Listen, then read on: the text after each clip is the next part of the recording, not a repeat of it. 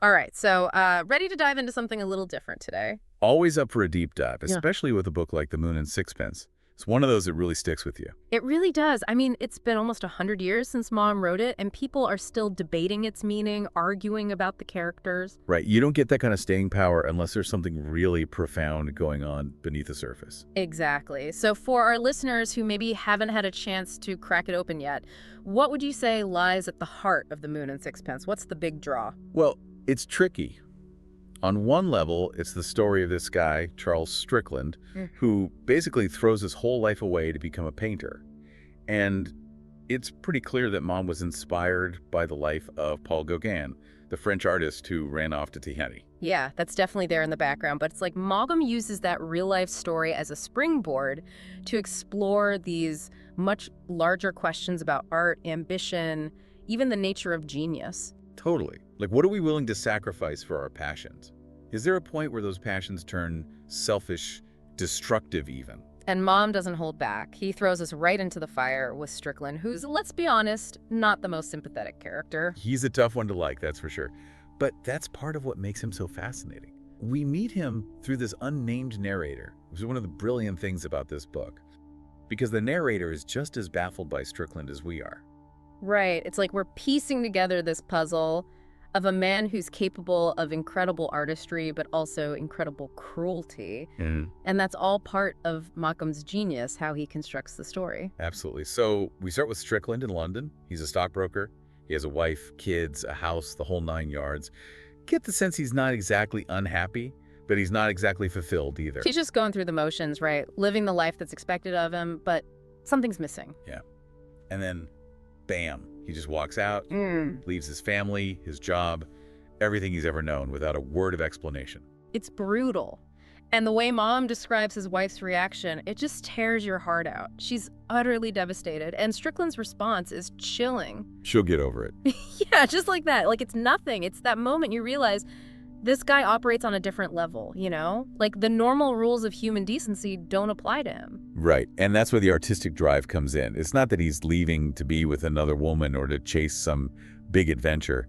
He's leaving to paint. As if that explains everything. Well, to him it does. He tells the narrator, I've got to paint. And it's more than just a desire. It's like this primal urge, this need that consumes him. Okay, so he ditches the comfortable life, heads to Paris, right?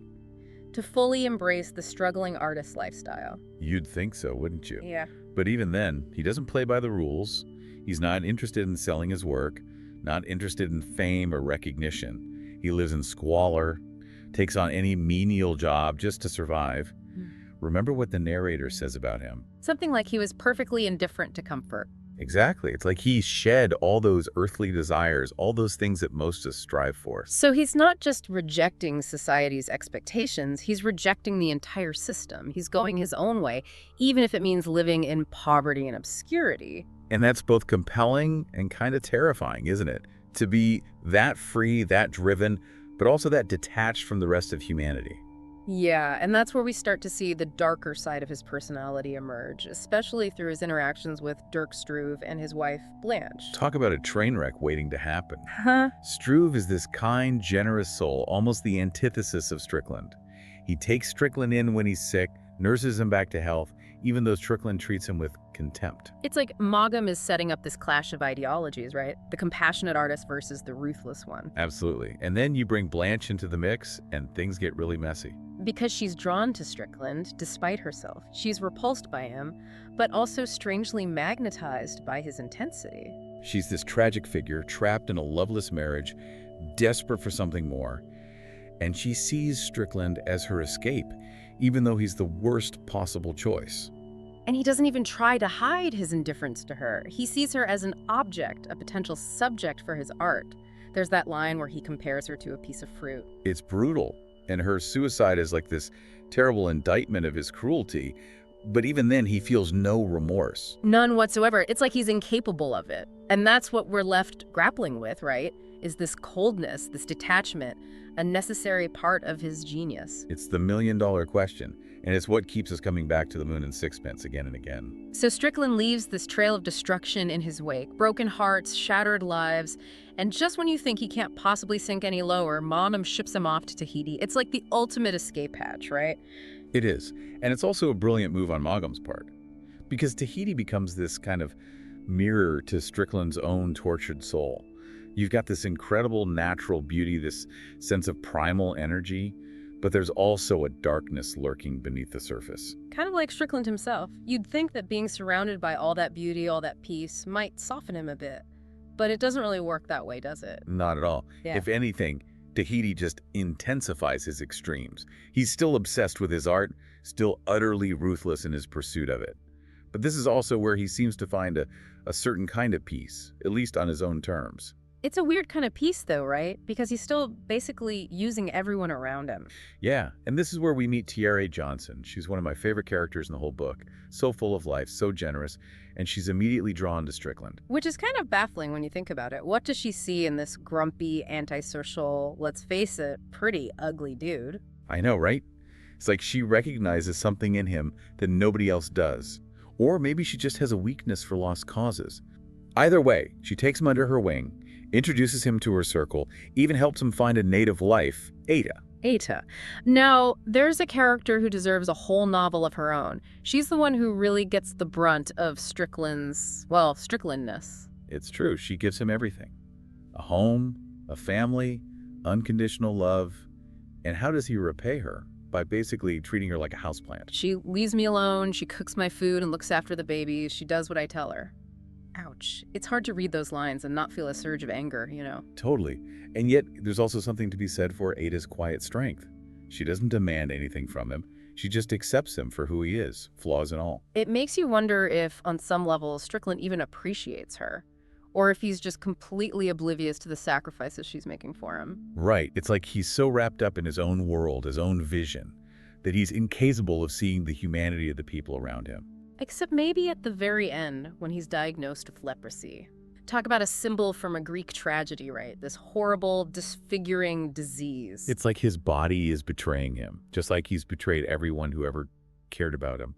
But it's also in those final days that he achieves a kind of transcendence. The murals. Exactly. He pours everything into them, knowing that he's going blind, knowing that they'll be destroyed after his death. It's such a powerful image. The dying artist, consumed by his creation, leaving behind this one final testament to his vision. What do you think Maugham is trying to say with that scene? I think it's about the all-consuming nature of art, for one thing. How it can take over your life, for better or worse. But it's also about legacy, right? What we leave behind when we're gone. And the irony is, Strickland doesn't even care about leaving a legacy. He tells Ada to burn the murals after he dies. He doesn't want fame or recognition. He just wants to create. Which makes it even more tragic when you consider what happens after his death. You mean how his estranged wife ends up profiting from the sale of his paintings? Exactly. The very thing he rejected in life comes back to haunt him, even in death. It's like he's trying to escape the system, but the system just sucks him back in. It kind of makes you wonder if it's even possible to opt out, you know? That's the question, isn't it? Can you ever truly be free from the expectations of the world, from the desire for recognition, even if you're someone like Strickland who seems to reject it all? And maybe that's the point, right? Maybe Maugham is saying that we're all part of this messy tapestry, whether we like it or not. Our lives are intertwined, and our actions have consequences even when we try to deny them. It makes you think about the choices we make, the paths we take. Strickland chose art above all else, and it cost him everything. But would he have been happier if he'd stayed in London, living that conventional life? Probably not. Probably not. He'd probably be miserable, actually. Oh, totally. But that's what makes him such a compelling character, right? He forces us to confront these uncomfortable truths about ourselves. What are we willing to sacrifice for our dreams? At what point does ambition become toxic? These are tough questions. And Maugham doesn't give us easy answers. He just presents us with this flawed, contradictory, utterly unforgettable character and lets us draw our own conclusions. Which is what makes The Moon and Sixpence such an enduring work of art itself. It stays with you, it provokes you, it makes you see the world a little differently. Exactly. It's not a feel-good story, but it's a powerful one. Yeah. And I think that's what we're left with at the end of the day, this sense of the power of art, the complexity of human nature, and the enduring mystery of it all. Well said. So, to our listeners, if you're looking for a book that will challenge you, that will make you think, that will stay with you long after you've turned the final page, The Moon and Sixpence is definitely worth a read. I second that. It's a journey you won't soon forget. And that's a wrap on another deep dive. Until next time.